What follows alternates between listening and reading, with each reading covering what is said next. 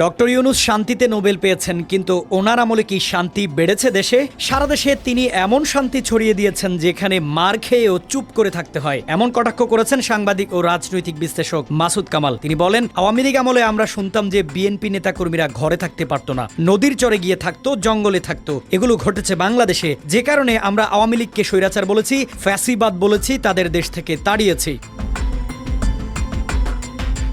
এখন ডক্টর ইউনূস যেসব আচরণ শুরু করছেন তাতে ওনাকেও বিদায় দেওয়া হবে, উনি বিদায় নিতে পারবেন না। সম্প্রতি একটি গণমাধ্যমের সাক্ষাৎকারে তিনি এসব কথা বলেন। মাসুদ কামাল বলেন, রাস্তা দিয়ে হাঁটবেন, যদি কেউ আপনাকে স্বৈরাচারের দোসর বলে পেটায়, একটা পুলিশও আপনাকে বাঁচাতে আসবে না। এই বাস্তবতার নাম কি শান্তি? তিনি বলেন, ডক্টর ইউনূসের কিন্তু বোঝা উচিত তিনি এখানে কি করছেন।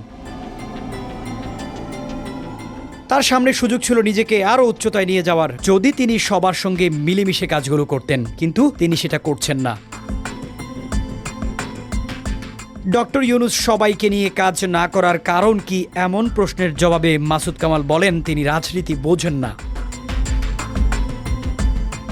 25 আগস্টে তার দেওয়া বক্তব্যে তিনি অনেক কথা বলেছেন। তিনি বলেছেন, আমরা অন্য জগতের মানুষ। তিনি আমরা বলেছেন, মানে তারা উপদেষ্টা সবাই। একটা ইন্টারভিউতে তিনি বলেছেন, আমি এগুলো বুঝি না। তখন তাকে প্রশ্ন করা হয়, অন্যরা ভুল করলে তাদের কিছু বলেন না? উত্তরে তিনি বলেন, তাদের কি বলবো, আমি নিজেই ভুল করি, আমি নিজেই তো বুঝি না।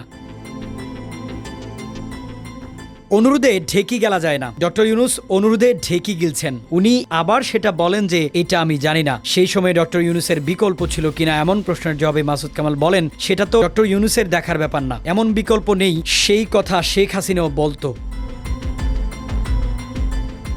তার কিছু চামচা ছিল, আপনার আমার বন্ধু ছিল, যারা গিয়ে বলতো, আপা আপনি তো অমর, আপনি মরে গেলে দেশের কি হবে? তো এখন উনি নাই, তাতে কি দেশের কোনো সমস্যা হয়েছে? পৃথিবীতে অপরিহার্য কোনো ব্যক্তি নাই। আর এই বিষয়টা যারা মানতে না পারে, তাদের আচার আচরণে স্বৈরাচারী মনোভাব আছে।